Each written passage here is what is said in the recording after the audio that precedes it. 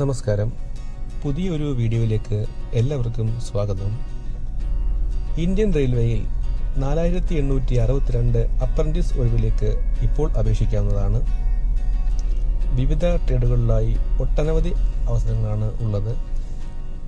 അപേക്ഷിക്കേണ്ട അവസാന തീയതി ഓഗസ്റ്റ് 12 സതേൺ റെയിൽവേയിലും സെൻട്രൽ റെയിൽവേയിലും ഒട്ടനവധി അവസരങ്ങളുണ്ട്.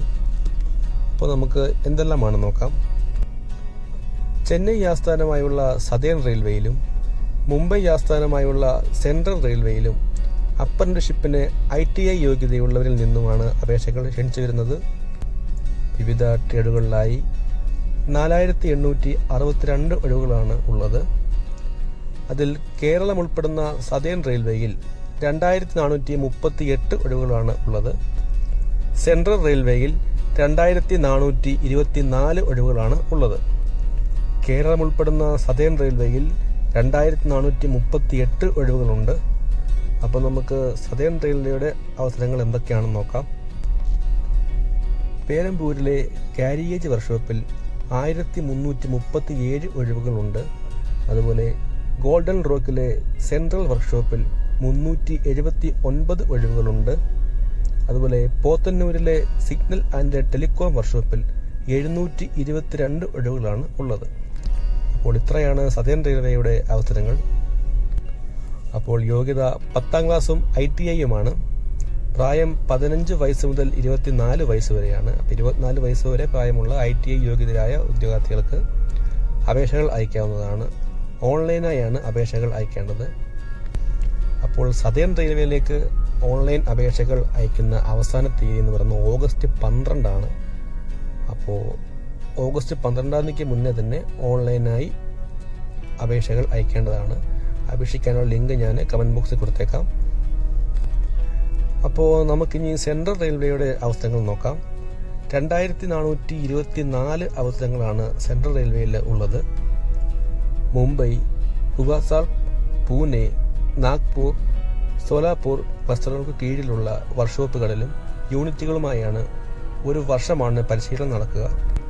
സെൻട്രൽ റെയിൽവേയുടെ കീഴിലുള്ള ട്രേഡുകൾ എന്തൊക്കെയാണെന്ന് നോക്കാം. Fitter, welder, carpenter, painter, tailor, electrician, machinist, programmer and system administration, assistant mechanic, laboratory assistant, sheet metal work, computer operator, information technology and electronics system maintenance, electronics mechanic. ഇത്രയുമാണ് ട്രേഡുകൾ ഉള്ളത്. സ്റ്റൈപ്പൻഡ് 7000 രൂപയാണ് ഉള്ളത്. അപ്പോൾ യോഗ്യത എന്താണെന്ന് നോക്കാം. കുറഞ്ഞത് 50% മാർക്കോടെ +2 സ്ട്രീമിലുള്ള 10ാം ക്ലാസ് ജയം, ബന്ധപ്പെട്ട ട്രേഡിലുള്ള നാഷണൽ ട്രേഡ് സർട്ടിഫിക്കറ്റ്, NCVT അഥവാ SCVT. നമുക്ക് പ്രായത്തിലേക്ക് വരാം. പ്രായം 2024 ജൂലൈ 15 15 മുതൽ 24 വയസ്സ് വരെയാണ് പ്രായം പറഞ്ഞിരിക്കുന്നത്. ഉയർന്ന പ്രായപരിധിയിൽ ഭിന്നശേഷിക്കാർക്ക് 10 വർഷവും SC/ST